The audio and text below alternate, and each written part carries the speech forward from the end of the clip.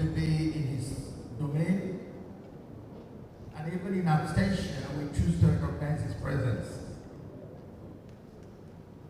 Members of the State Executive Council present, head of service ably represented, First Vice President of ANAN, members of Exco Council, CEO, past DGs, past registrars of ANAN, and the Vice Chancellor of ANAN University, on the protocol list too. Distinguished ladies and gentlemen, perhaps before I read my address, I just want to once again apologize for coming in so late. I thought I was breaking out in time when I left on Sunday. I had the first warning shot at Asaba Airport, where I spent from 3:40 till around 9:15 p.m. when the flight took off for Lagos. By the time I got to my hotel in Lagos, it was 11:30 p.m. in the night. And the next morning I was out at the airport again on my way to Ekiti. And the flight that was supposed to be 7:30 was moved to 12:30, then to 2 o'clock, then to 3 o'clock, then to 6 o'clock, finally cancelled. And I sat all day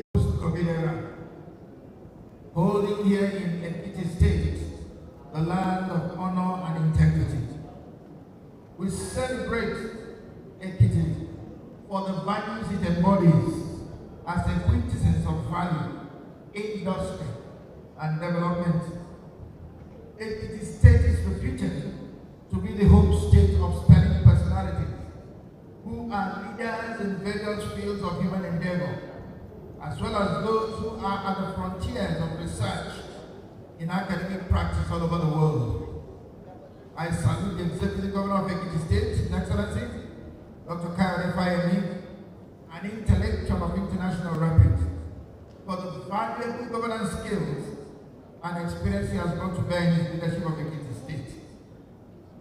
Your Excellency, we laud your administration's support for the promotion of the knowledge economy in the state, a testament to the philosophy of Ekiti as a valuable repository of knowledge, where its people love, seek, and celebrate knowledge. In fact, if I were Professor Mainuma, I would define Ekiti as a state of excellence, of knowledge, of innovativeness, of trust, and of integrity. I'm understanding Professor Mainuma. Ekiti State enjoys a viable agricultural sector with maximum food security through governmental support for agribusiness and employment creation. Ekiti's economic and industrial development, enhanced trade and commercial operations, and improved overall standard of living are testaments to the valuable governance in the state. These are highly laudable feats which we commend. It is our prayer that the state shall continue to thrive and achieve success in all its aspirations and engagements. Now to the business of this training. ANAN is committed to the task of preparing accountants for the future. We have come to the realization that unless we adjust, I call it, we reposition, retool, reskill, re-equip, unless we redefine our values and make sure that we remain on the cutting edge, we'll soon become irrelevant, even in our society.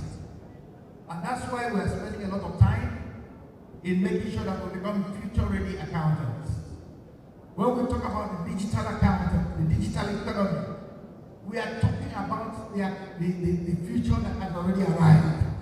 The future is here. For long, we were talking about this future. The future has come. These days now, we conduct our meetings online. We carry out activities online. We compel ourselves to pay attention to it and to certain digital imperatives if we are going to communicate effectively. So the training is all about being future-ready accountants.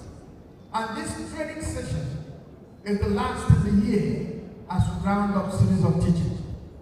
My prayer is that before you leave this place, make sure you get hold of the value that will, improve you for who you are. Add value to yourself. Add value to your repository of knowledge. Add value to the repertoire of skills that you have. So that by the time you're leaving this place, you are better than you came here. Don't just come garbage in, garbage out, and become no more than an appendage in the annals. We are resolute in our commitment to continually ensure the practice of accountancy and accountability through optimal management of resources in enhancing professionalism and boosting the Nigerian economy. As the year draws to an end, it is time for critical reflection and evaluation of our performance and impact through the year in bettering humanity through our functions as professional accountants. I enjoin you to be attentive in all the presentations and actively participate to get acquainted with developments in the profession. I wish you all fruitful deliberations. Thank you and God bless.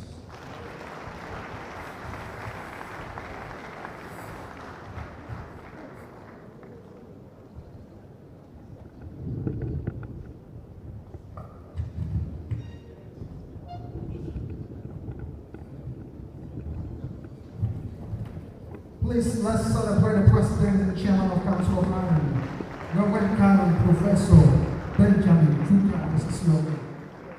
At this point in time, I wish to recognize the presence of very eminent personalities who are here present. I wish to invite to the high table the representative of the Executive Governor of Ekiti State.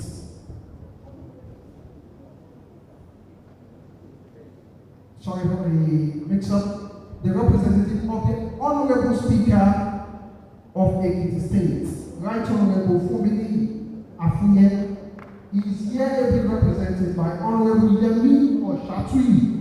You are welcome, sir. Please, we invite you to the high table.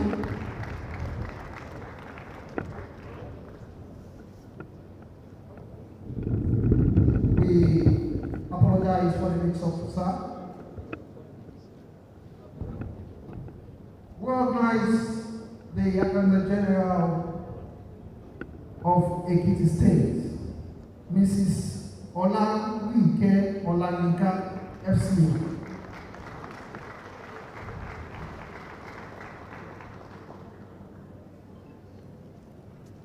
Recognize the presence of Rector, Federal Polytechnic, Ado Ekiti, Dr. Engineer Dayo Oladebe, who is represented by Deputy Rector Administration, Builder Olomoje.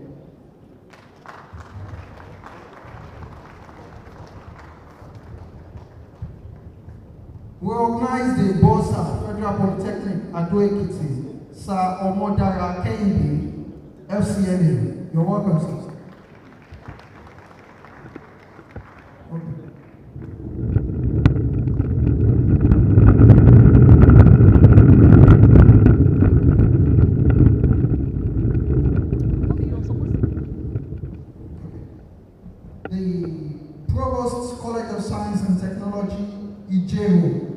Dr. Mrs. Adebayo Olajumoke. You're welcome, please. A warm round of applause for these very eminent personalities present at this very important occasion, please.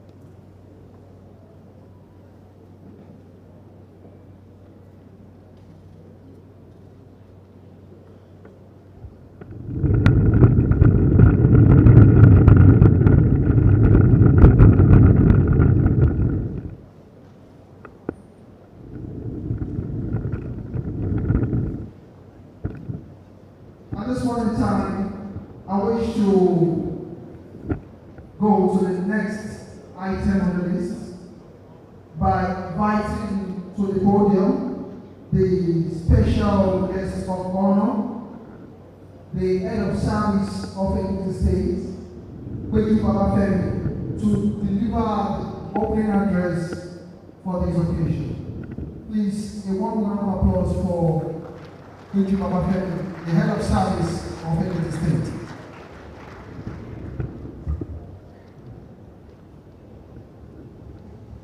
Please keep the applause coming in. We have the head of service here present with us to declare this session open.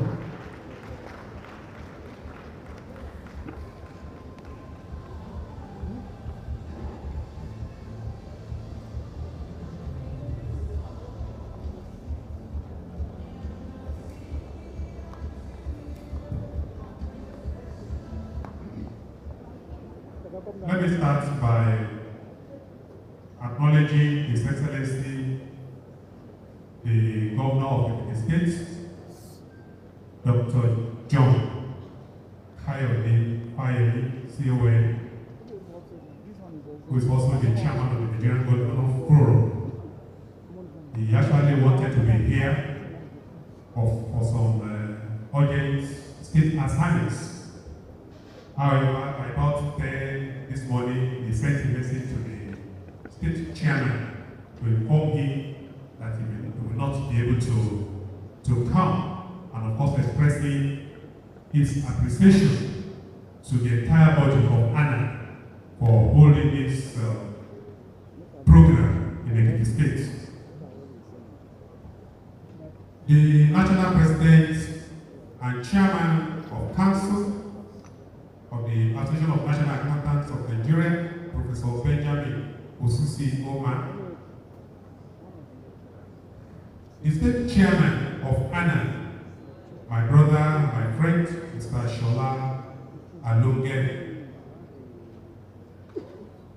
I recognize the Accountant General and Permanent Secretary of the State, Mrs. Oti Olanika, the representative of the Vice Chancellor of the Ekiti University, the representative of the Speaker of the State House of Assembly, Honorable Oshatu, you are welcome, sir.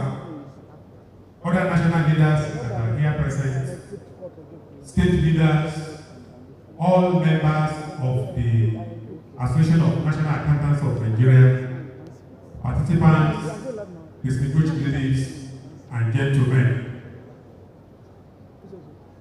This is a welcome address delivered by the head of service of the state, Mrs. Ekiti Babafemi, who is unavoidably absent at this program, but she has mandated me to present this address on her behalf.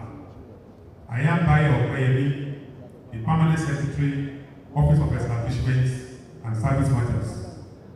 So it's an address presented on the occasion of the Southwest Zone of 2021 Mandatory Continued Professional Development Program of the Association of National Accountants of Nigeria. Today, 7th December 2021. I am delighted to attend the Southwest Zone of the 2021 Mandatory Continuing Professional Development Program of the National Accountants of Nigeria, held here in Ekiti State. It is my pleasure to welcome and extend the warm regards of the government and the public service of the state, the content of knowledge to you. It is necessary to mention that the presence of top officials of government here today is to lay credence to the importance and efforts of the state government at developing the service through professionalism. I wish to therefore congratulate every participant for building solid foundation that generations to come will rely on. In addition, I wish to appreciate the way and manner your association has been conducting its affairs. This mandatory continuing professional program is a platform for experts and professionals to rub minds and exchange ideas with a view to promoting public value and chart the way forward towards stability and economic advancement of our country. This program is organized to build the capacity of members and maintain competencies through acquisition of relevant knowledge and skills to fulfill professional responsibilities and avoid career obsolescence. A professional accountant is a manager of men and resources. As such, it is expected that they are continually exposed to current and contemporary trends in the profession in line with global best practices. This will ensure adherence to upholding the tenets of the profession in standard, integrity, discipline, and accountability.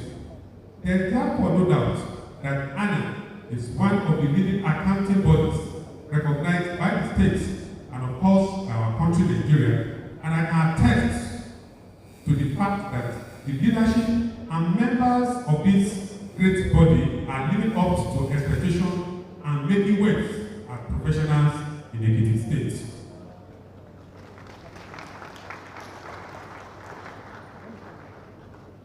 I want to state that Ekiti State has always considered professionalism as one of the veritable ways of building an efficient civil service.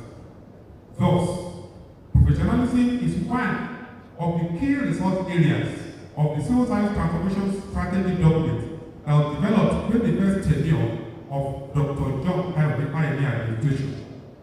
The implementation of this policy has impacted positively service delivery in Ekiti State. Government has continued to encourage officers to belong to credible professional bodies through sponsorship to attend their annual congresses and this type of mandatory professional development program. Let me also state here that in the enabling circular on professionalism of the service issued by the state in 2019, ANAN was listed as one of the recognized and acceptable accounting professional bodies for promotion of officers beyond a particular grade in the state. This government places a very high premium on training and training of officers. This importance led to the creation of the Office of Capacity Development and Reforms, a department which is dedicated to capacity building. It is on record that the department has organized and sponsored over 1,000 officers to various workshops and seminars. Also, many of our officers are sponsored at various universities to obtain master's and doctorate degrees in different professional fields. As a way of boosting the morale of officers, this government effected the conversion of about over 700 officers from one cadre to another in the civil service, 768 officers in the local government service, and 85 from the teaching service, while over 10,000 officers were promoted.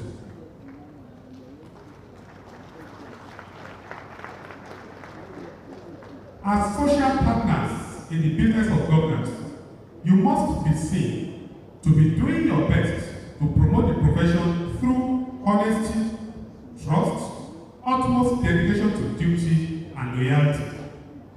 The contributions of this profession to good governance cannot be overemphasized.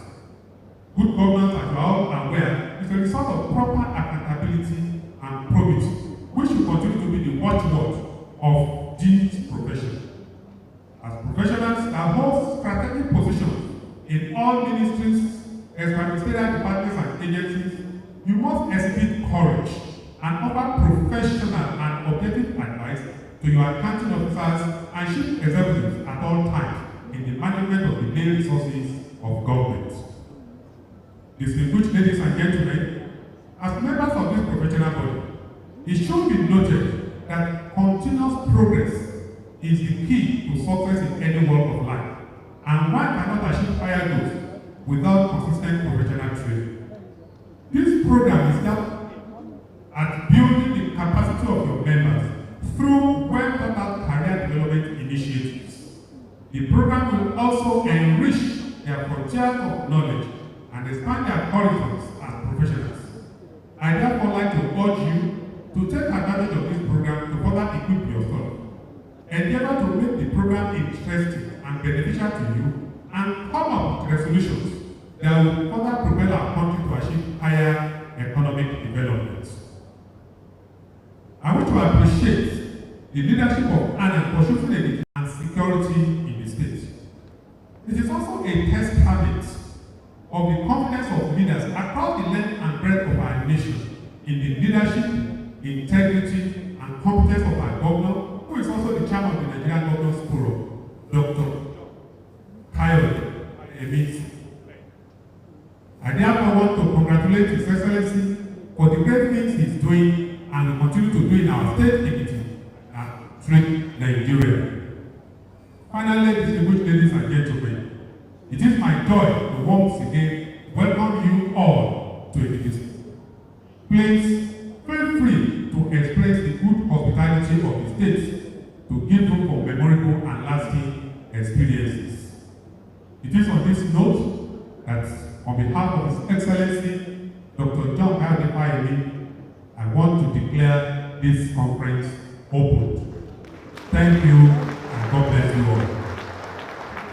Please give one round of applause with a standing ovation for the representative of the Executive Governor of Ekiti State. You're welcome, sir. We celebrate you.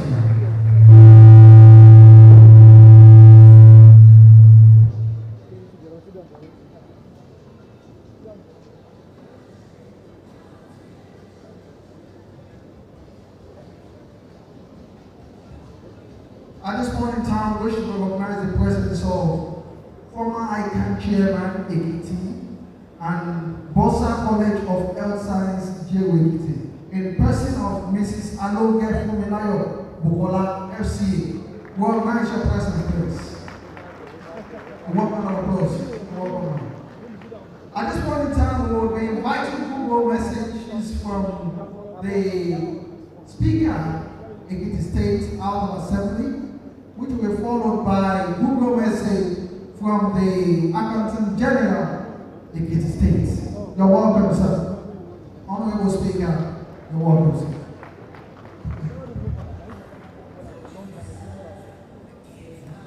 Let me say good afternoon to everybody. Permit me to stand on established protocol. I am here to represent Mr. Speaker, the Right Honorable Fumini. He said I should welcome everybody, all the participants, and he prayed that as everybody learned it is safely, peacefully, that by the end of the program, you will get back to your different destinations peacefully in the mighty name of Jesus. And he said I should enjoy you to feel free in the state, that there is no any problem. The state is a peaceful state. You are free to move to anywhere in the state. And whenever you are feeling any issue, just try as much as possible to get in touch with the branch chairman of the state, ANAN. And we are telling you and we are encouraging you that whatever you are getting here today in this Ekiti for this program, that we should make use of it, and at the end of everything, you shall have everything to glorify Almighty God.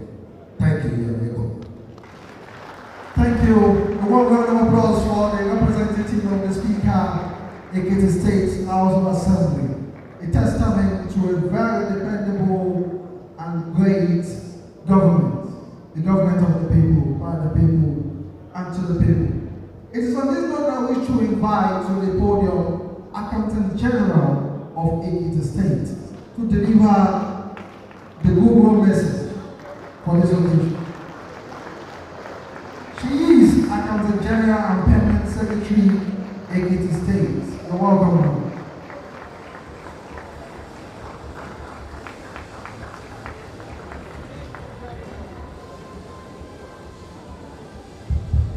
Thank you very much. Permit me to stand on established protocol, but at the same time, I want to recognize our governor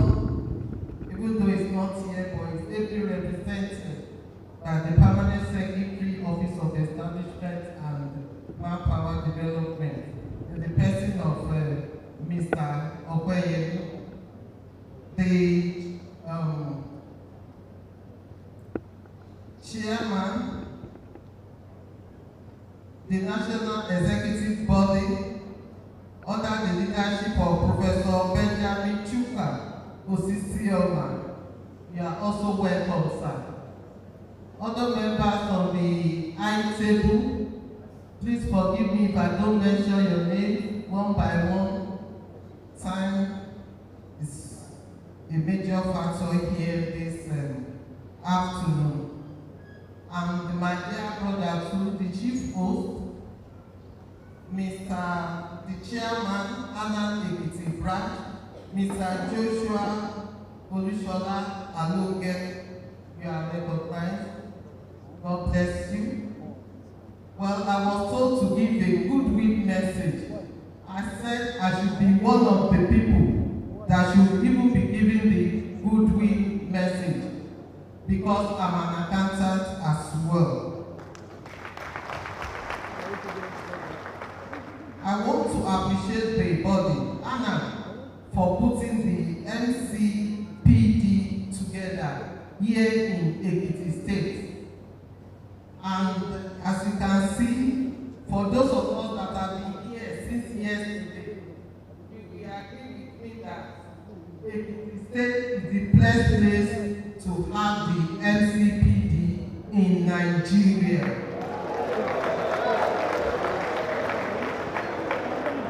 So to my fellow colleagues here, I want to congratulate you for being here in Ekiti State. I'm sure you have already started enjoying the pandemic.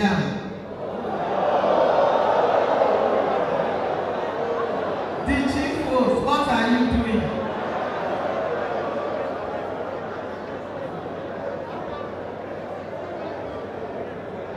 Please hold him responsible if you need the pandemic. Ekiti State is the land of honor and glory. And I'm not surprised that we are having honorable accountants here with us this morning. Or are you not honorable? Yes, you are.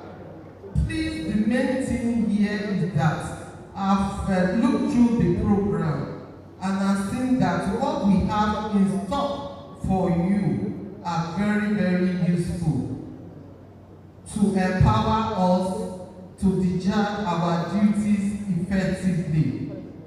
And I know that it's not easy to put up a program like this together.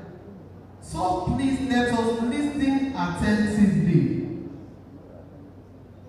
to all the sessions that we have and let us participate adequately. So that at the end of the day, when we go back to our various stations and our various offices, we'll be able to discharge our duties effectively.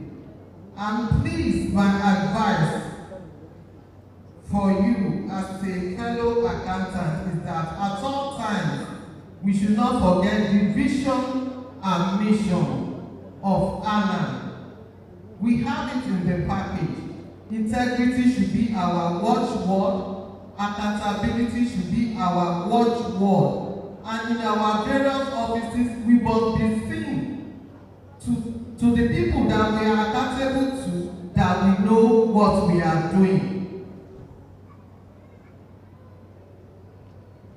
Now, I don't want to talk much because accountants are people of few words. We deal with figures. We don't talk much, and I don't even have a speech before me. But I welcome all of you to Ekiti State. I wish you a happy stay here in our dear state. And by the time you go back to your various destinations, I pray that Almighty God will grant all of you traveling mercy. Once again, you are welcome to the land of honor and glory. Thank you very much. round of applause for the Accountant General and Permanent Secretary, Ekiti State. Your Excellencies, the President and Chairman of Council, members of the Government Council, may I crave your indulgence at this point in time to invite the Acting Registrar, ANAN University Board, Mr. Kun Faithful, to deliver some remarks on ANAN University, a very excellent institution which ANAN has evolved. Please, a round of applause for the Acting Registrar. With all due respect to the President and Chairman of Council, Professor Benjamin Shuka Osisiola, and the able representative of the government of Ekiti State, and other very distinguished members of council at the high table, let me stand on other existing protocols. My name is Mr. Faithful Delifa, Acting Registrar, ANAN University, Kwara. I'm right here with the Acting University Librarian, Dr. Badamasi Babangida Mohammed. Please, can we take a bow? Thank you very much. Sometime in September, I was at the Enugu MCPD representing the management of the university, ably led by the erudite Professor Musa Inuafudio, to brief members of this noble profession that the university is poised to actualize the vision, mission of the founding fathers of this university, that is ANAN. And I stand bold here to tell you that indeed the university is not just a baby again, but is on its feet, as the university has successfully commenced academic activities. The promise of a digital, world-class 21st century academic environment where lectures can be dual, that is virtual and physical. And it has been actualized. As I'm talking with you here, lectures are ongoing. Some are having their lectures right on the university campus on ground, while others, some are even right here having their lectures, even in their offices, because our academic is made flexible. Anywhere you are, you can be a part of the lectures. It is only very few things that you will be required to be in person. And this is informed by the fact that we are in a developing country where the encumbrances of meeting up the demands of the economy will need every active person to be very active. So the academics is very flexible and you can always be in. To the inductees that will be inducted there tomorrow, please, as you will be inducted tomorrow and to carry the flag of this noble profession, bear in mind that ANAN University is available to cater for your postgraduate academic needs from MSc to PhD level in specialized areas of accounting like forensics, like oil and gas, accounting, and so on and so forth.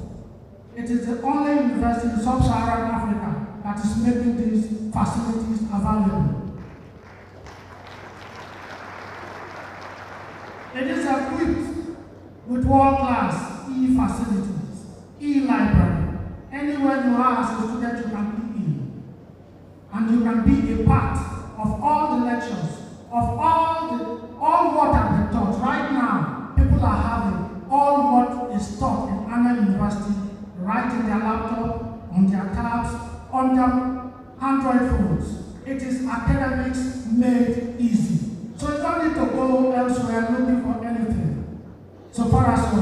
during academic needs are concerned. As ANAN members, there is a provision whereby you are exempted, you are given 25% discount of tuition fees. So definitely you pay less. And the fees too are made flexible. You can pay your fees once if you have, or it can be shared into 60% and 40%. So it makes it easy for you to cope for both first semester and second semester. There are no additional year school fees. God forbid, due to one thing or the other, you're not able to graduate at the stipulated time. Nobody is charging you one dime extra. That is one good thing from the ANAN Council and the University Management. Just yesterday we heard that some ultimatum had been given to the government that if anything happens or not, I've heard that strike will commence. Please, ANAN University, our academic timetable is up to date. There is nothing like strike. If you can meet up, if your program is 1 year you are out of there. If it is 2 years, 2 years you are out of there. There is nothing like delay. So ladies and gentlemen, please, we implore you, try as much as possible to take advantage of this great opportunity. It is one in Africa, especially with the affiliations that are coming into the university. Almost all our graduates will not just go out with an accounting postgraduate certificate, no. All over the world, universities, professional bodies are actually appealing to ANAN University to partner, to give our graduates the needed professional certificate and professional training. So you come out more equipped, more than the regular university that you may find. At this juncture, we thank the president, members of council, and even the college, the Nigerian College of Accountancy and Risk Management, for all the assistance, for everything that they've been doing, and how they've been assisting management to actualize the very noble vision, mission of the university. Thank you very much, sir.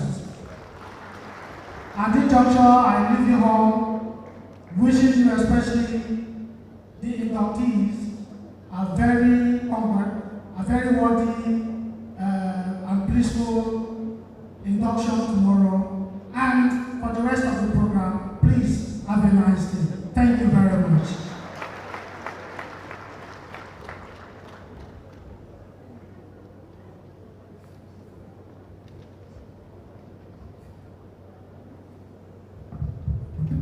Your Excellency, the Executive Governor here being represented.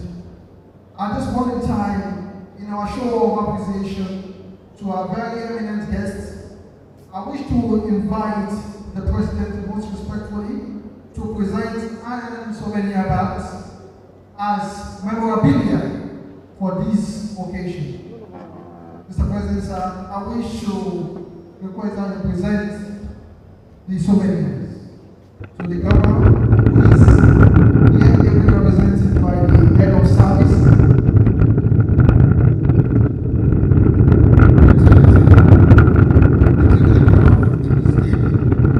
It's my pleasure, on behalf of the Association of National Accountants of Nigeria, to give you a few branded products that will enable you to remember us by. We are so grateful that you have accommodated us here, and each time we mention you, will so understand. Please convey our best wishes to him. And you are the messenger, but you also, there should also be one for you, sir. Thank you very much, sir. Presentation of back to the speaker. Speaker, sir.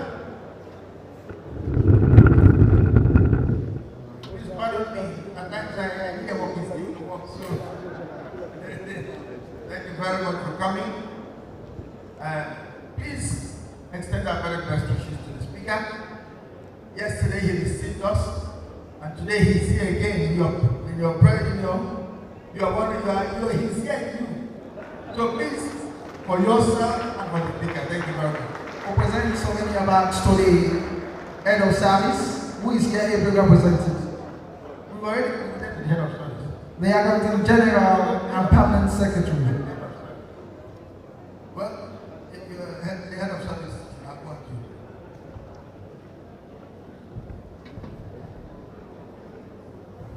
Well, this is the last one we have at the General.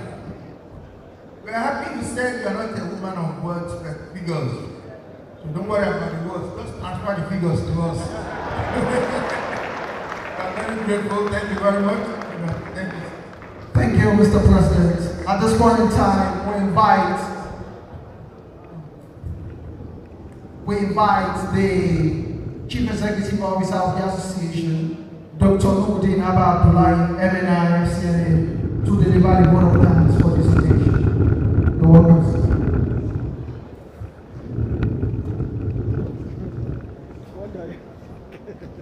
President, Council members, the principal of His Excellency the Governor,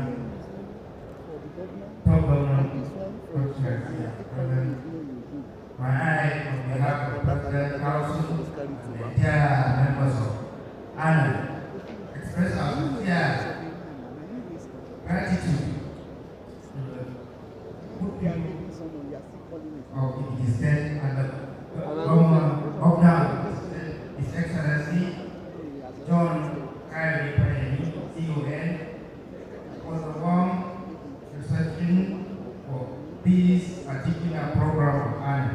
Indeed, I must express our special gratitude to the Governor for accepting to host the MCPD here in Ekiti in spite of strict COVID protocols. But he granted special approval for us to have this program hosted in Ekiti State, where we bring more than 2,000 people at once. We thank you, thank the government and the Governor most sincerely. We also thank the Honorable Speaker, State House Assembly, for receiving us yesterday and also honoring this occasion by sending a representative. We sincerely thank him for that. We also thank the Accountant General who is here, and I'm happy to see this opportunity since I will have the head of service here, or the executive governor here, represented by the head of service through the permanent secretary, establishment matters, and the accountant general is here. I would like to seize the opportunity to humbly request the permanent secretary and the accountant general to partner to initiate a policy which will facilitate literal conversion for members of the profession in Ekiti State. We have a large number of ANAN members who have acquired ANAN professional qualification through training and examination while they are still in the executive cadre, interested to convert literally so that they don't have any restriction in their career path. I wish to seize this opportunity, as I said once more, to humbly request the permanent secretary and the accountant general to initiate a policy that will facilitate this literal conversion for our members. I would also like to sincerely express our gratitude to all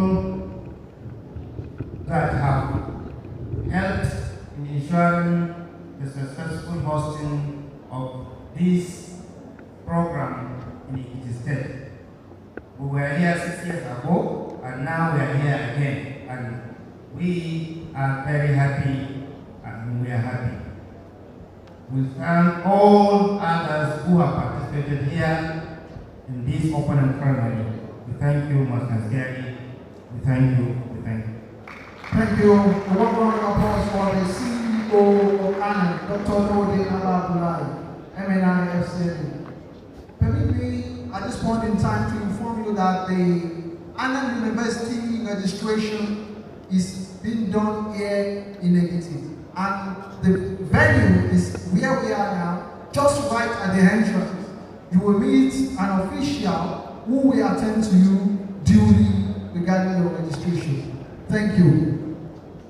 Your Excellency, sir, at this point in time, we have formally come to an end to the opening ceremony for this occasion. May I humbly request that we rise as we take the national anthem, after which we will be taking the group photograph. We will take the national anthem now.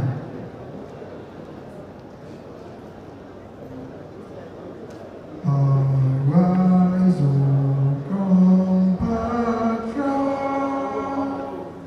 Nigeria's call obey, to serve our fatherland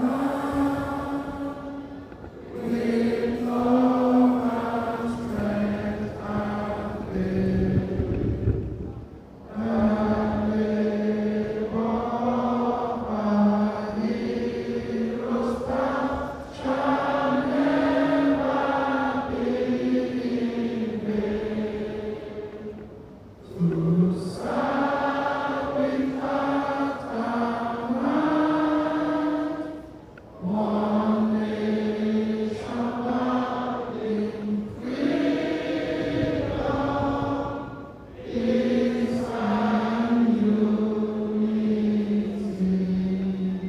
Thank you, and God bless Nigeria. We will be taking the group photograph now, just a step forward from the eye table.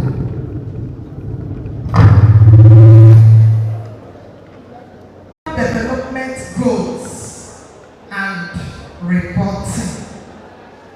I want to give a brief introduction before we start.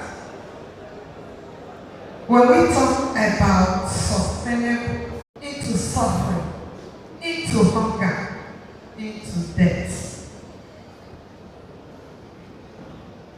As time goes on, the resources provided by God to man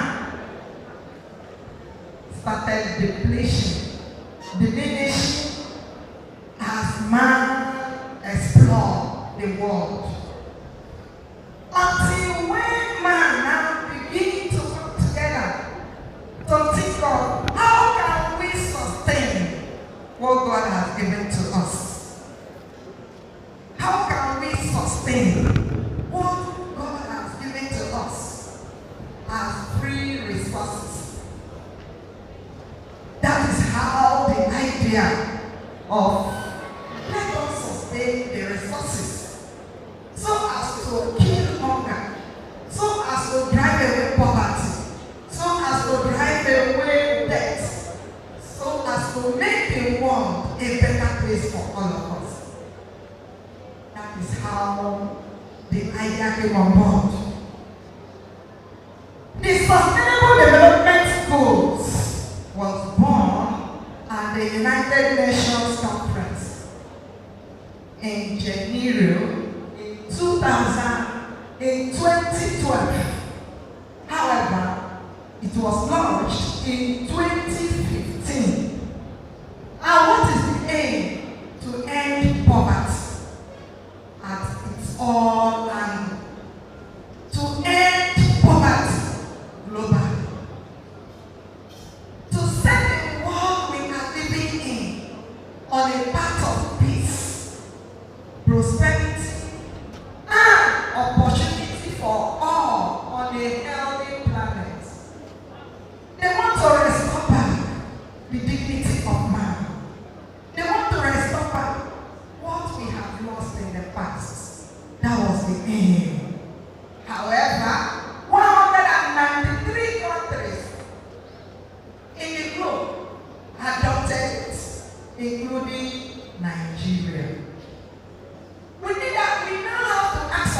ourselves, what are the sustainable development goals? These are a set of universal goals that meet the urgent environmental, political, and economic challenges facing our world. In other words, we have what we call the pillars of these SDGs. What are the pillars? The pillars are economic, social, and environmental. They are looking at how we can restore the economy of man globally, how we can make the environment a better place for all, how we can socialize in the world and make the world peaceful for all. That was the piece of SDGs. The pillars of SDGs. However, we also have 5 P's of SDGs. The targets are the people, the planet, the prosperity, the peace, and partnership. They have to partner with people. They have to make people live better. They have to make the environment, the planet where we are living, good for all. They have to make everybody prosper and in a prosperous environment with peace. So these are the 5 P's of SDG. Goals of SDGs are 17 in number. We have goal number 1, no poverty. Goal number 2, 0 hunger.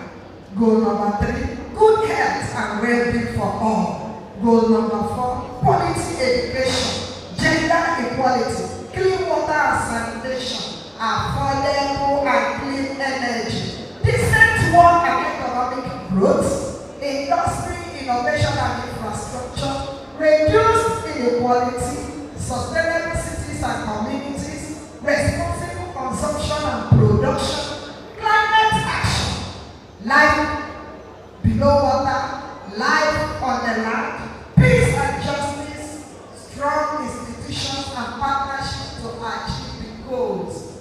These are the 17 goals of SDGs. Now we want to take the goals one by one. The first one is to end poverty in all its forms everywhere. They set a target that as from that time it was launched, by 2030, the whole world will be free of hunger. People will have enough to eat. People will have enough on their table. That by 2030, the whole world will be a place of bounty. That was a target. And the indicators there, they were trying to check the proportion of the global population that are living below extreme poverty level. In the world, they believe that if you are living below $1.95 a day, that you are living below extreme poverty. Not even poverty, extreme. You are even the poor of the poor. So the target is to see the living population, the population of the world that can access essential things of life with ease. That was the target.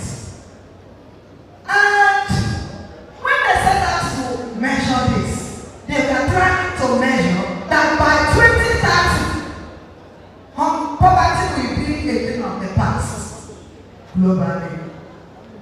If we move to the next slide, you will see that with service done, please take me to the next slide.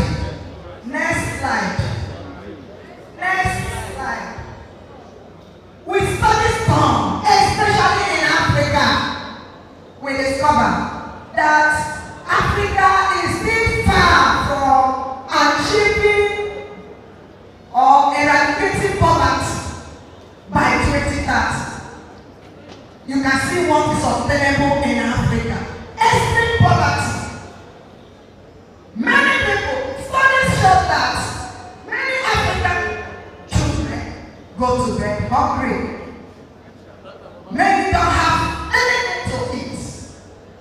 And in Nigeria, for example, Nigerians living below poverty line, as studies show, in 2010 was 62.6% of the entire population. The same study was carried out in 2020, and it was discovered that over 40% of Nigerian population are living in extreme poverty. So, these studies they are done even before the coming of COVID-19. How can we eradicate poverty in our land by 2030? You will notice that with the advent of COVID-19, more 71 million people all over the world were pushed into extreme poverty. In other words, instead of reducing the number of population that are going into extreme poverty, the more we go further, the more people are pushed into poverty. Therefore, attainment of goal number 1, which is to eradicate poverty in all its forms all over the world, may not be attainable by 2030. The next one is goal number 2, which says to end hunger, achieve food security, and improve nutrition and promote sustainable agriculture. Before the coming of COVID, food insecurity all over the world was mapped to be 22.4% in 2014. And another study was done in 2019, and the percentage increased to 25.9%. And the reasons are not far-fetched. We are talking about the global hunger, climate shocks, conflicts, locusts, and so on and so forth. Now let's come to our country, Nigeria. Food insecurity has increased tremendously. It is true that our president has done so much to sustain agriculture in our country, but the end result has not transpired into food on our table. You will believe and agree with me that few years ago, a bag of rice was 8,000, 7,000 to get a foreign bag. Today, without 25,000, you cannot get a bag. Am I communicating? So how can we achieve no hunger? People don't have food to eat. With more our government push into agriculture, the more we do not see food on our table. Talk of beans, talk of yam, talk of foodstuffs. The prices have skyrocketed. Then where is the second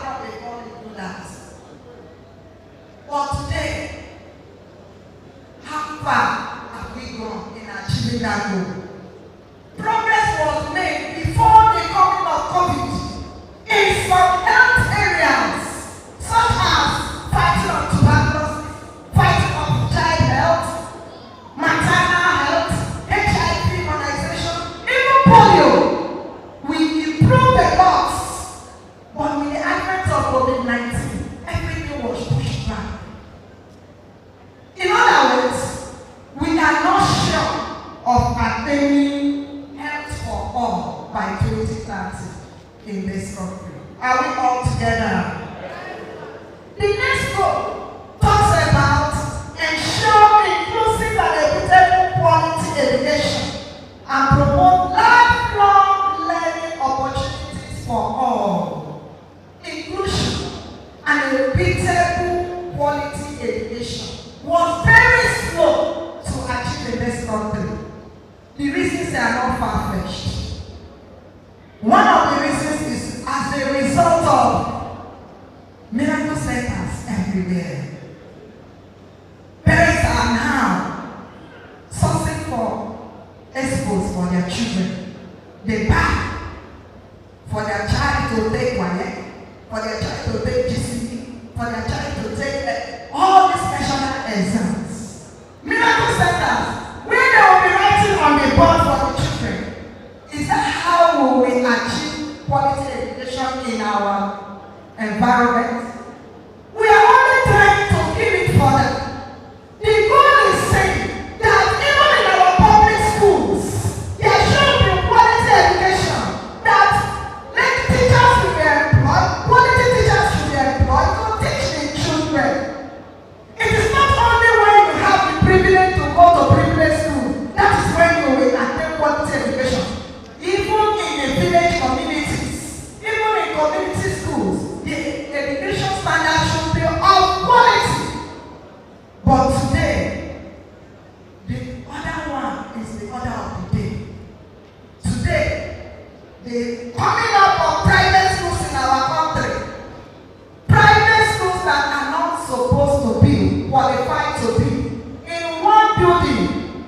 There is primary school, secondary school, university running in one building, and with one teacher or two teaching on. And many of them are not qualified. They are cleaning our education system. If nothing is done, we will not achieve quality education by 2030. Our government needs to do something. One, upgrade the public schools. Let the public schools be as quality as privilege schools. When we talk about privilege schools, we are talking about federal government colleges. We are talking about missionary schools. Those ones that many people cannot afford. Let our community schools be as quality as that, so that our children can access quality education. Am I communicating? In other words, before the COVID, over 200 million children, as the study shows, will still be out of school by 2030 globally. So something needs to be done. Even with COVID, when COVID came, schools were closed down. Many children were pushed out of school. They were saying you should teach your child using internet facilities at home. How many of our parents in the rural village can access internet facilities? They don't have the data. They don't have the Android phone. They cannot access it. So how can their children be in? It was terrible. But we thank God that the situation has tremendously improved. That our children are now going to school. But there is much to be done in order to improve the quality of education we access in this country. Hello? The next goal talks about achieve gender equality and empower all women and girls.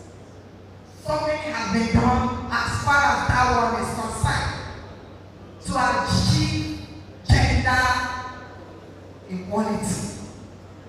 However, despite the improvements, despite the noise, despite everything, it will be very difficult for us to achieve that in Africa. Can you take it to the next slide? If you look at the next slide, you will see that in the Western world, a male and a female child is placed on the same scale equally. This can be achieved in developed nations. It is not attainable in Africa because of our culture. Our culture does not permit equality for all. We need to work on our culture. If we are going to achieve male and female inequality, reduce it, or achieve it to a reasonable extent like the Western world, our culture means that women should not be heard or seen.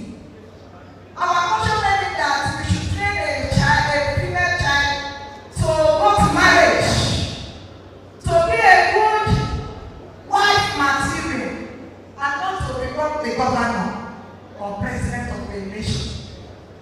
Today, we want to rise up and become presidents. We want to become governors.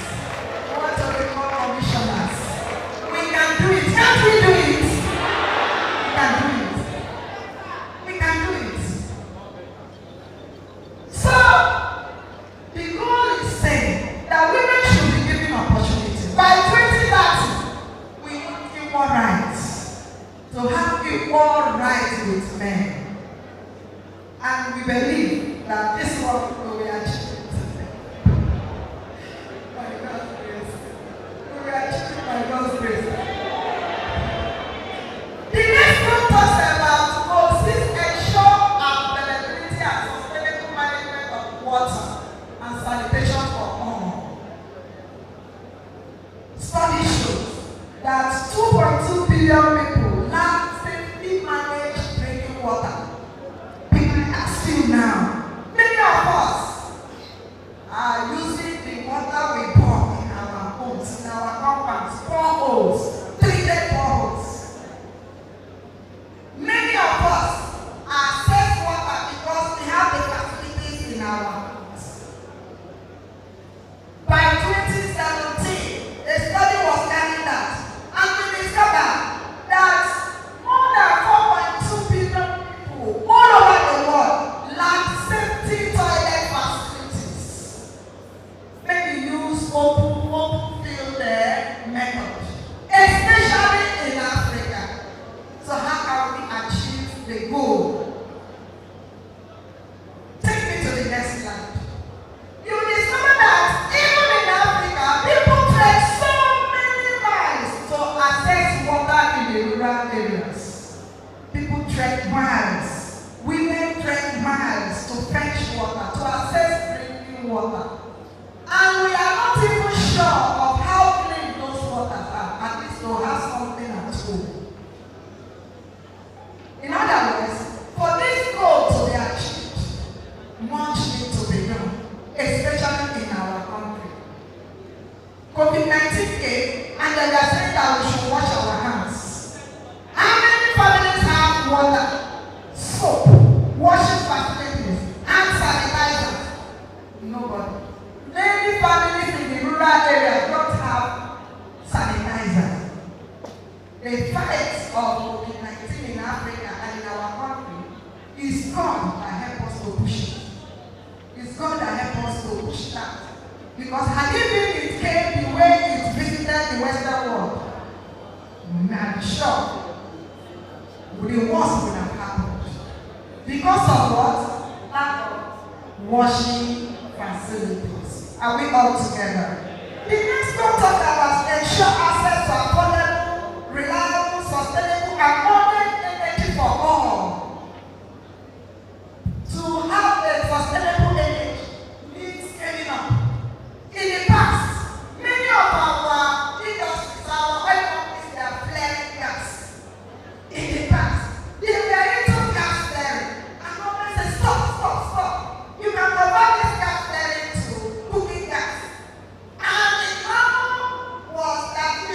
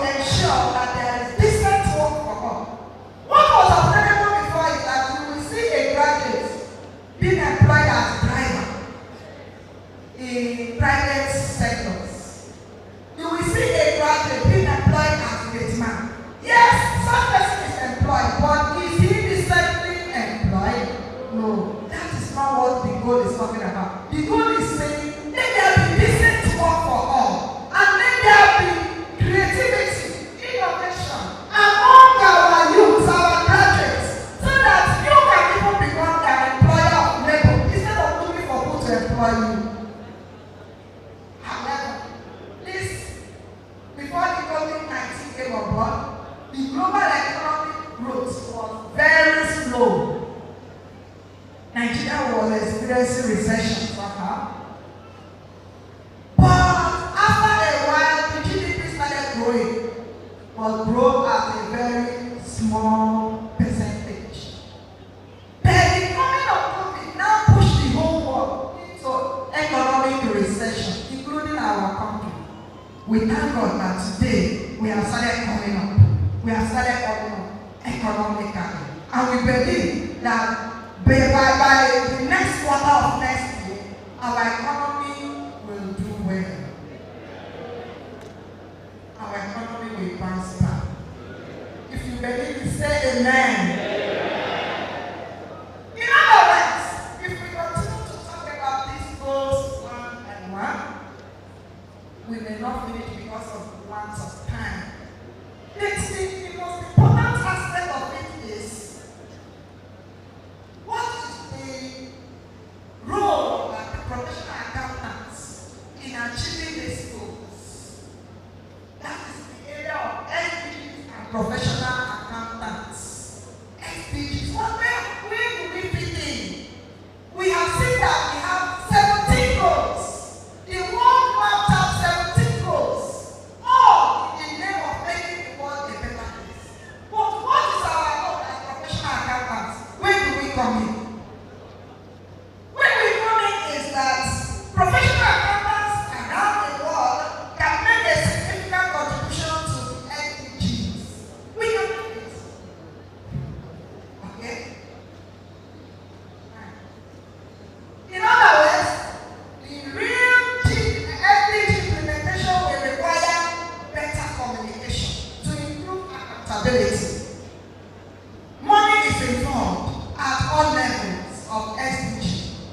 Money is involved, whether at the state level, local government level, federal level, national level, international level, across the border level. Money is involved. But you and I, as an accountant, we should uphold the ethics of our profession and make the attainment of SDGs transparent and account for whatever money that comes our way. The new order of corporate reporting now is that there should be effective communication. There should be forward-looking and sustainable reporting.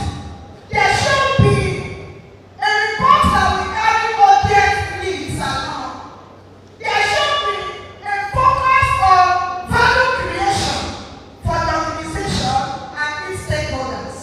There should be transparency and responsiveness to individual needs. And there should be in our report reflecting stewardship of all forms of capital that is involved, whether human capital or intangible capital or whichever capital that is asset or that is mapped out for SDG. We should be transparent in reporting it, and that we should also, our report should also be technology driven. In other words, for an accountant to key into SDGs, we must be transparent in our accounting profession.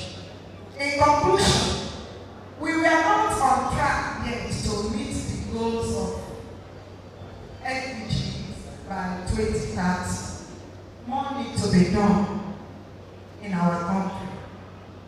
However, before the coming of COVID, many children and youth were in school. Share of children and youth out of school had fallen. The incidence of many communicable diseases was in decline. I told you that there was improvement in polio, tuberculosis, HIV, and so on, maternal health. But with the coming of COVID, all the achievements made so far were pushed to the background, and death toll increased. Our health facilities need to be refreshed, education needs to be visited, food security needs to be visited, unemployment rate needs to be tackled if we will attain the goal by 2030. In conclusion, finally, if these goals are to be attained in our country, all hands must be on deck.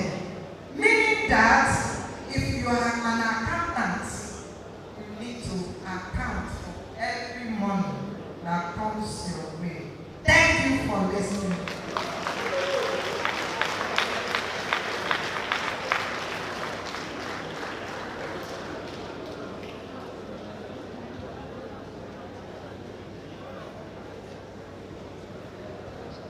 Please, a warm round of applause once again for Dr. Mrs.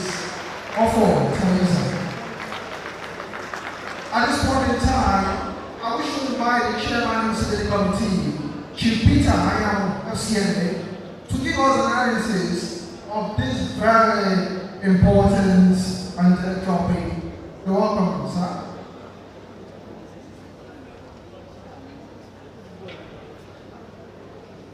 Thank you very much. Thank you, Asaka. Please, you just self-explanatory. You had that very well about SDG, sustainable. So what I want to say is, like you said, we are all accountants. It touches every aspect of our life. Inequality, the food we eat, the water we drink, how we go about our daily needs. At the end, what we are saying here is to make ends meet. If you look at the 17 goals she said there, if you look at it, you know that at some point it must affect you. So what we need to do is to find a way of avoiding it. I get one.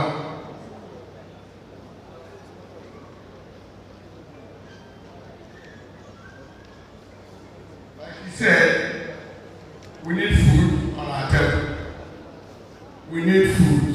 What I've been saying, at the end of the day, all we need is food. So we have to find a way to go about that. Like I said earlier, it's self-explanatory. All we need to do is to go for one or two questions so we can go to the next section and topic. Any question for her? How we normally do it is, yes, one, just need about 4 people here. No, the lady, is it the lady? Oh, okay, what does it call?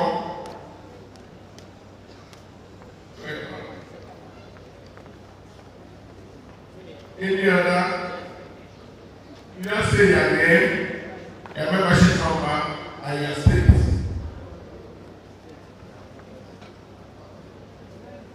Good afternoon. My name is Anthony Obi.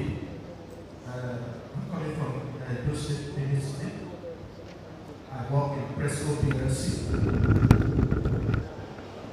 My membership number is 14345. Please, I want to ask this question to the speaker, madam. You talked about SDGs 17 goals. And before then we have what we call MDGs, that's the Millennium Development Goal.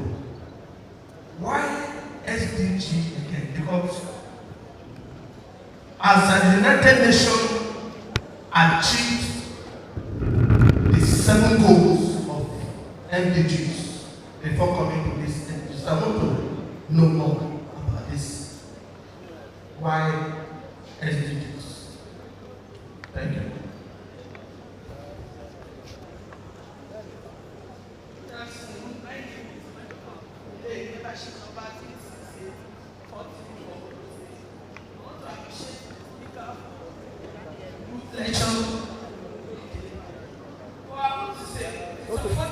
Talk to the mic.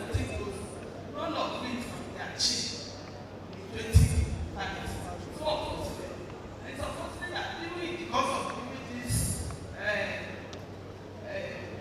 nature, those people that are concerned are limited.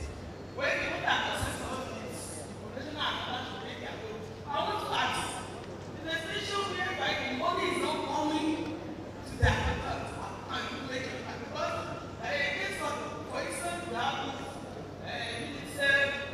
WHO, this country of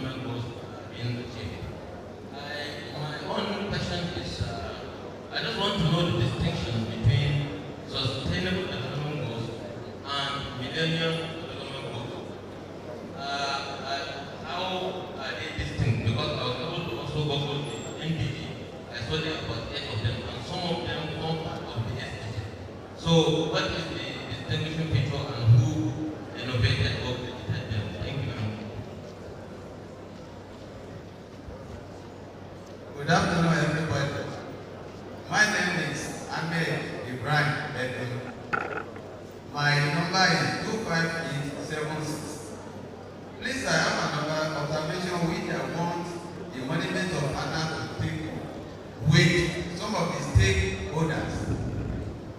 As we are all here, as important as this MCPD and conference is to every accountant, there are 99% of the authority who are not ready to be sponsoring the members into very this program.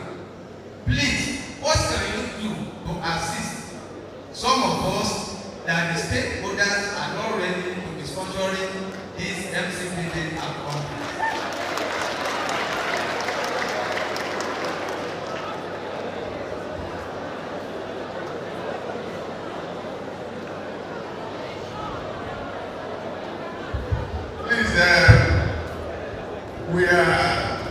We're in a session now.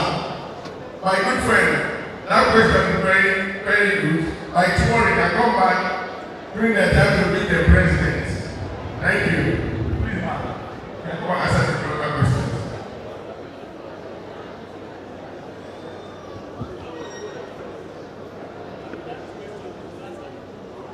Okay. Okay, good. The vice president will answer you now. After the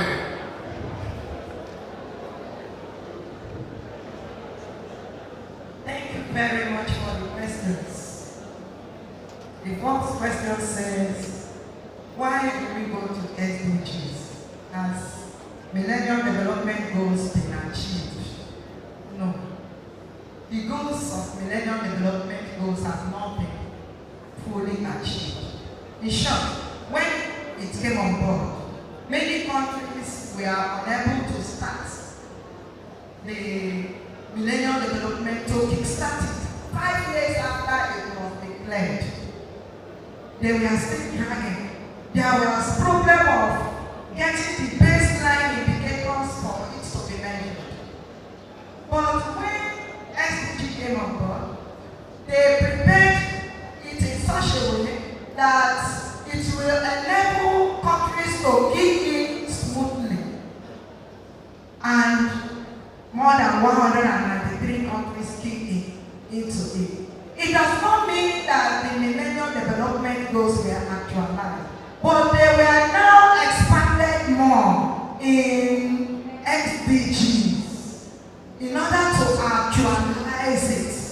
So, Millennium Development Goals was now stopped and expanded into SDGs with the aim to make it better. And the problems of Millennium Development Goals were now solved with the coming of SDGs. The second question talks about the money. What we are saying is that, if I get the question right, doctors during COVID-19 were given some allowances and so on, so because of hazard. What we are saying is this: when it comes to SDGs reporting, we are making use of integrated reports, where you prepare financial statements plus other capital financial reports, which the next presenter will teach you in the integrated reporting. In other words, all this should be reported. You have to follow the baseline of reporting it as an accountant. We are not saying that they will give you allowances as they gave doctors. But when the money is projected to the ministry or where you are working, you use integrated reporting to capture all the capitals that are involved and the human capital, the intangible capital, the material capital that are involved. And that is why we say that the new order of corporate reporting now is communication. When you communicate it to the people, they will know what is obtainable in the system. So that is the role of accountants, to report it well. The distinction between SDG and Millennium Development Goal. I will say that Millennium Development Goal was the very first one that came on board. before the expansion into 17 goals, and it is not called sustainable development goal. What they are actually looking at is how we can globally sustain the resources, the depleting resources of the world, so that the whole world will be a better place for all. Then finally, okay, my Oga wants to answer the final question. Thank you for listening.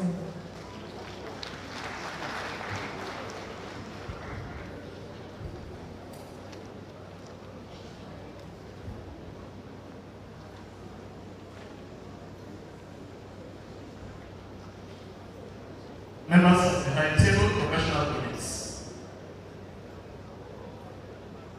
Well, because he wants to know, the man who asked the last question, that in these days when most governments do not sponsor professionals for conferences and trainings, the leadership of ANAN, what are we doing? I truly want to answer that man. First of all, what is he contributing in his branch? The nearness to your government, to your institution, is your branch activities. We in ANAN leadership, when we come to states, that's why we go around all the states. When we come to states, we assist the local branch to enter government. In Ekiti, yesterday, you will remember, we visited the Right Honorable Speaker. And the chairman of the branch used that opportunity to tell the Speaker the problems of ANAN members in government and in practice. And the Speaker agreed he will table it in essence. What are you doing towards the robust decisions of your case? The same yesterday, we were able to see His Excellency the Deputy Governor of Ekiti State. And we told the Deputy Governor the problems ANAN members are encountering in Ekiti State. And he promised to assist. You are aware that this morning the Deputy Governor came here. He promised he was going to bring some government souvenirs to us, and he came and dropped them. If ANAN leadership is doing that bit, and the local branch to undertake their rightful position in the states, it will be a easy solve. The issue of stopping conferences and trainings sponsorship was by the federal government, all of us know. It was in the days when this person was the head of service, and she stopped all sponsorship. But yes, some states are doing it. My state is doing it because of the efforts of the branch and our nearness to the government officials. So this is us. Do not remain responsible in those things. I want to sincerely say that your activities in the states will rebound either positively or negatively to activities of membership in the states. The honors is not only for the ESCO, it's not only for the management of ANAN, but more to your activities in the states. And I want to make it there for now. Thank you. Thank you, my Vice President. Thank you. Please, a round of applause for our Vice President. Thank you very much, sir. Thank you. Please, we are going to enter the next paper. Please, MC, come and with the next presenter. Thank you. Distinguished guests, ladies and gentlemen, at this point in time, we will be going into the next paper for this MCPD program.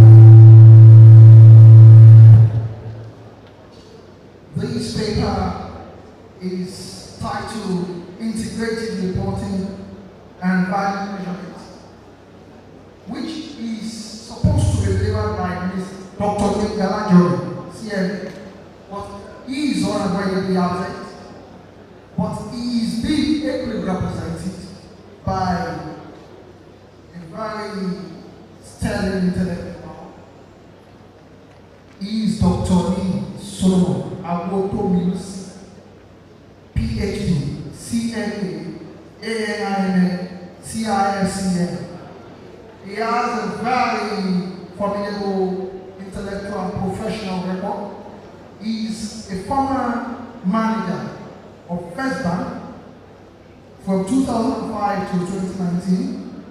He is a former aspirant for House of Representatives of the All Progressives Congress between 2018 and 2019. He is a farmer and a national food security actor. Dr. Awotomilusi is a professional accountant and management consultant. He is a postgraduate programs coordinator at Afe Babalola University at Ekiti. He is also a lecturer at the Department of Accounting, Afe Babalola University at Ekiti, Lagos State. He is a member of Exams and Conference Marking Committee of ANAN. Dr. Awotomilusi is a member of local organizing committee of the 6th session of MCPD holding presently in Ekiti. He is also the chairman of Invitation and Mobilization Subcommittee of this ongoing MCPD program in Ekiti State. Distinguished guests, ladies and gentlemen, join me as I make welcome with a very warm round of applause this very outstanding intellectual, Dr. Lee Solomon Awotomilusi. You're welcome, sir.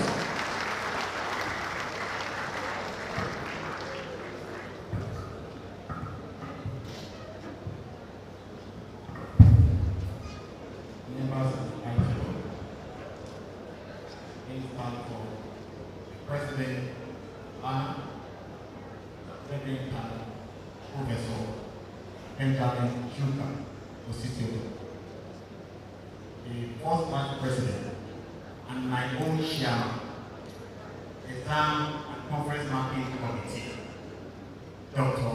James Limini. Also here, my Director General of the Nigerian College of Accountancy, our home chief trainer, our home leader, Dr. Rishola Fashion, and other members of the table, my chief Peter, I am Chairman MCPD. Distinguished ladies and gentlemen. As I said, I am standing in the shoes of Dr. Winkler who deliver his topic titled Integrated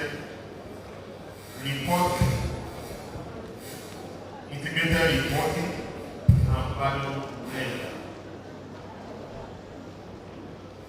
As we all know, that accounting is the language of business, government, trade, and capital markets. The only language to communicate the impact of our transactions to the general public is through the use of accounting.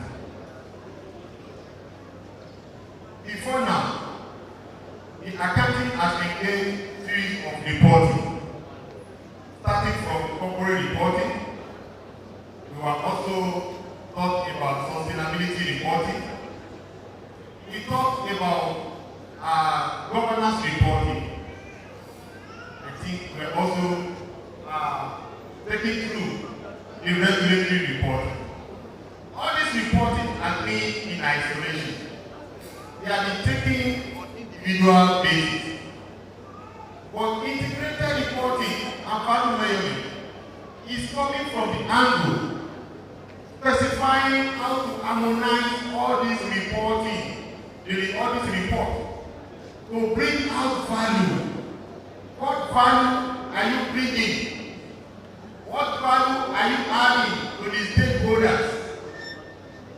How are you actually impacting into the sustainability of human existence on this terrestrial earth? All these are embedded in a concept called integrated reporting. Integrated reporting is a prevailing idea that measures creation and impact. It is a demanding issue. It's a contemporary issue in the world of accounting. Though there have not been any global standard adopted, but it is an aspect of accounting that a future-ready accountant should look into if we want to sustain our relevance. Our traditional corporate reporting focuses on financial performance, and that is all. And when we are talking about financial performance, the next stage is about the interest of shareholders. And according to Freeman 1984, in his theory of stakeholder theory, he has made us to know that for a corporate entity to thrive sustainably, the interest of other stakeholders has to be taken care of. That the contributors to the wealth and well-being of business entities are not just the shareholders, but developed in USA in 1990. It is anchored on this theory because it emphasizes the viewpoint and recognition of power relations. It emphasizes the importance of relationship.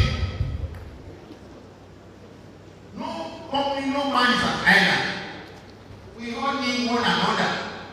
And it is when you try, I try. So the essence of value is to recognize that even while I am in the market to make profit for the capital owners, in the same way, what value am I ready to other stakeholders? What value am I ready to internal stakeholders? What value am I ready to external stakeholders? What value am I ready to the government, the policymaker, the regulators? What value am I ready to the private individuals and the practitioners? As well as political, social, and environmental realities in this context, what value am I ready? The aim of integrated reporting. The aim is to enhance accountability and stewardship. We need to be accountable, not only to the shareholder, not only to the internal stakeholders, not only to the external stakeholders, but to all the stakeholders that you are able to establish and identify whose interest matters for your interest. Your ability to meet the needs of all and then to report this brings you to the page of this chapter. What are the guiding principles for preparing integrated report? Number one, your strategic focus.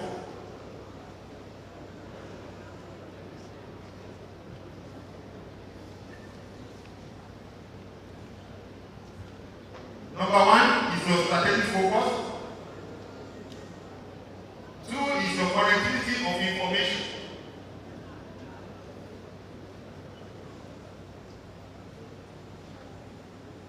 And then the stakeholders relationship. How vital are you in managing the stakeholders relationship? Then what are those information that are materiality that need to be considered as part of integrated reporting? The conciseness. The integrated report must be concise enough to score the interest of leaders. It must be reliable and complete. It must be consistent, and the report must be comparative. The eighth element, content element of integrated report, the organizational overview and the external environment. You talk about the overview of your internal goals and strategy, then about the external environment, How are you adding value? What are you adding to create? Then talk about the governance. That's the corporate governance.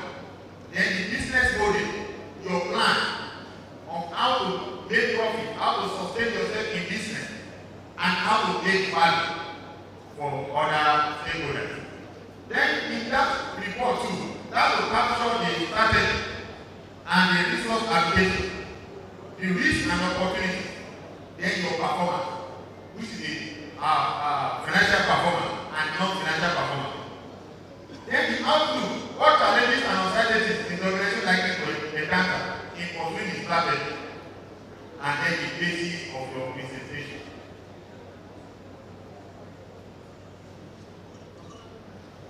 King and Robert 2013 describe how integrated report fit into the structure of corporate reporting and employee comparison with the octopus. What is it that the head of octopus is the integrated report? Then the hands of octopus are the major branches of reporting. The first hand is talking about the corporate reporting.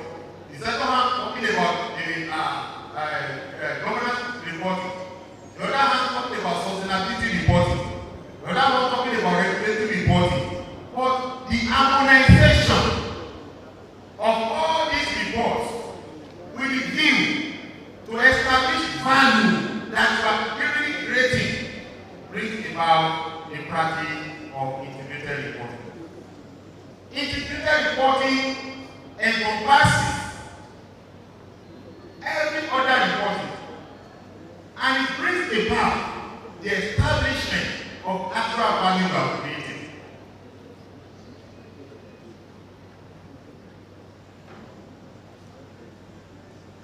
Integrated report connects the different types of information, the financial and the non-financial, and it explains how companies create value. By the way, integrated reporting, the framework is not ready to replace all other frameworks existing. It's only available to bring about the value inherent in all the reporting.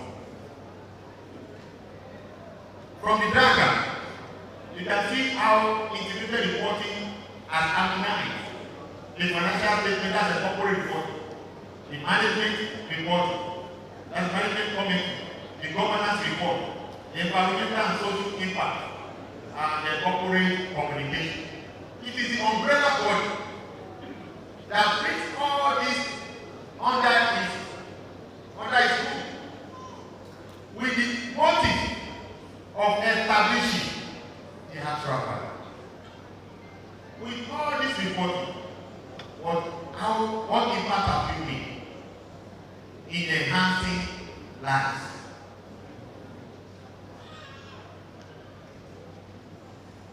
As rightly said, the use of this integrated capital, financial capital, and that is the resources, the financial resources we put to use in the production of goods and provision of services. That is the capital. Then the manufactured capital. The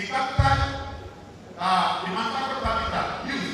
These are the equipment used for production, the roads, the infrastructure, public infrastructure that are used in achieving your dream. All these are part of the manufactured capital. Intellectual capital, talking about your patent, copyright, and your software, and every other innovative products that you bring forth to bring your business objective accomplishment. Then the human capital. How have you been able to use this capital? Then the social and relationship capital. That's why I say relationship is very much valuable. Have you been able to make use of the social and relationship capital in achieving the business goal and at the same time establishing value for the stakeholder? Then the natural capital, the air, the land, the water, the forest. Have you been able to use this? Number one, for sustainability purpose, and 2, for value enhancement.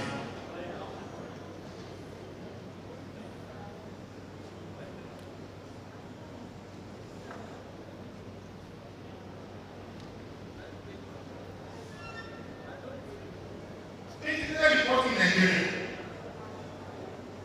This has been established by the Federal Ministry of Environment with the enforcement by National Environmental Standards and Regulations Enforcement Agency, NISRE. This body recently put it up to encourage every business owner and the capital providers on how to incorporate the interests of other stakeholders, talking about the environment, talking about the government, talking about the private practitioners, and the rest, and how value can also be created for them. And the purpose of also connecting to the entire world on the issue of integrated reporting is also to help foreign direct investment and to promote our capital market in Nigeria. So, recently, CBN in 2015 released Nigerian Sustainable Banking Principles for bank sustainability performance. Though we are still facing its success in that regard. It said also in its guidelines in 2018, mandate all companies listed on the stock exchange on the need to engage in social and environmental activities, on the need to impact to the environment that enhances your sustainability, that enhances your ongoing concern in business. In another way, Nigeria Integrated Reporting Committee was also established, and among the committee is our own body, Association of National Accountants of Nigeria. We are stakeholders. Also in that committee is the FRCN, that's the Financial Reporting Council of Nigeria, then SEC, CBN, NICOM, BENCOM, even ICANN were all members of NIRC. And as I said earlier, the purpose of connecting to this global practice is to encourage foreign direct investment and the promotion of our capital market, understanding value creation.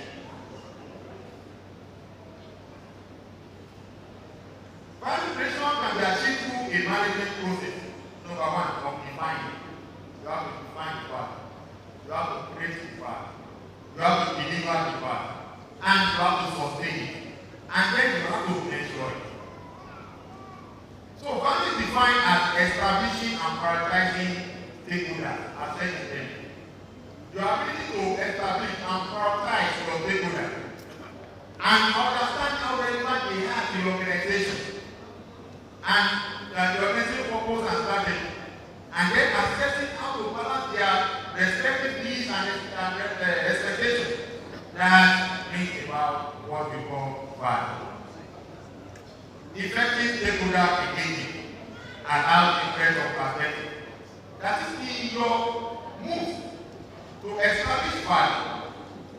You should be able to engage stakeholders in bringing out few points that can encourage you to really know from their own hand, from their own perspective, what value is to them.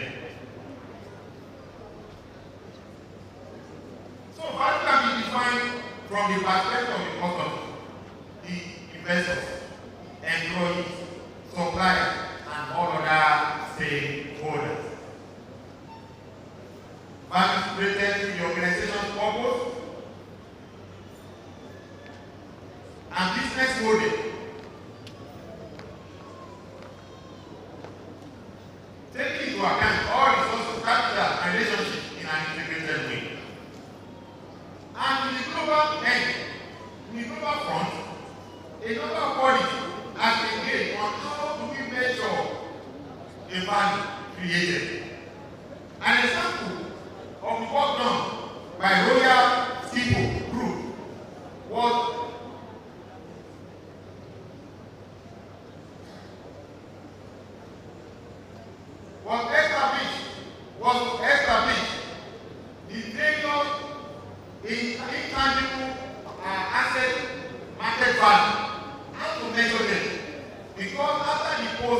after the COVID, it also was established that in terms of intangible assets of majority of these companies came up due to the impact and ability to practice integrated reporting.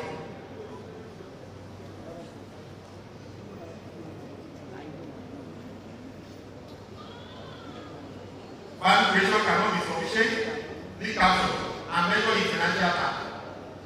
We cannot only be practicing corporate reporting and at the same time believing that a valuation can be sufficiently captured. On this note, I would like to conclude.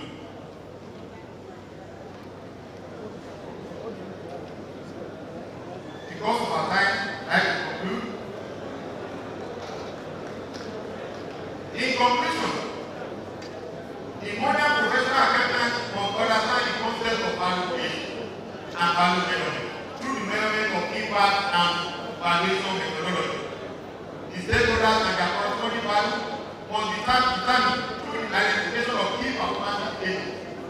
We will establish the key performance indicators in the area of balance sheet, in the area of what is applicable to sustainability reporting, what is important for regulatory reporting, and what is important for governance reporting. Then the professional accountant and partners should be properly and professionally trained on the relationship between integrated reporting and value creation process. Because the understanding of this correction will lead to the preparation of integrated profit or loss statement and integrated financial position. Thank you very much for listening.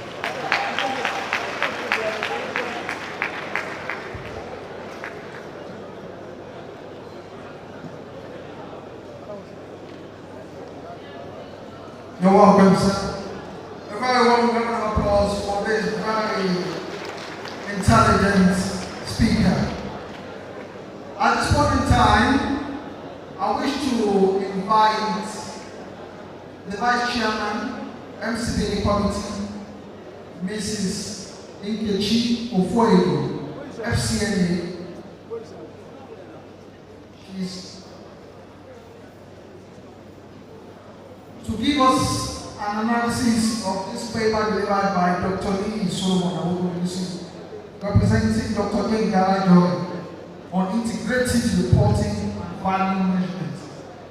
We welcome Mrs. Ekiti Ofoedo to give us an analysis of this paper. To welcome and invite questions and answers. Good afternoon, professional colleagues. Please, I think the presenter deserves another round of applause for us. And then, for having spent time in this program, I think we rather rush out so that we can take our lunch. The paper was presented by CNA, integrated reporting and value. For what of time, it is better we just ask for one or two, three questions from the group so that we go out for the work before he gets home. Please, 3 questions. One from here, and one at the back, please.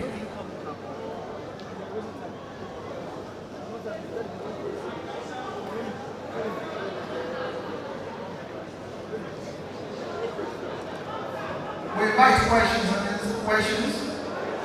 Chairman is here to coordinate this session. No question. Hold on. Don't be in a hurry. Calm down. People should all calm down. The food is getting cold. Hold on. Please, water.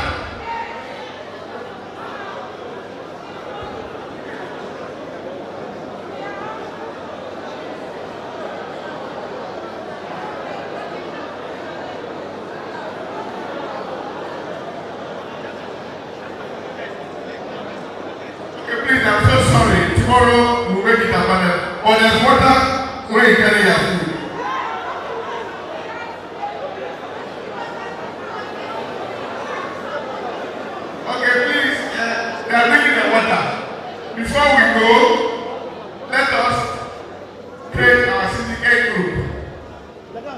our syndicate group, please, so that you help us to pass the communique by tomorrow.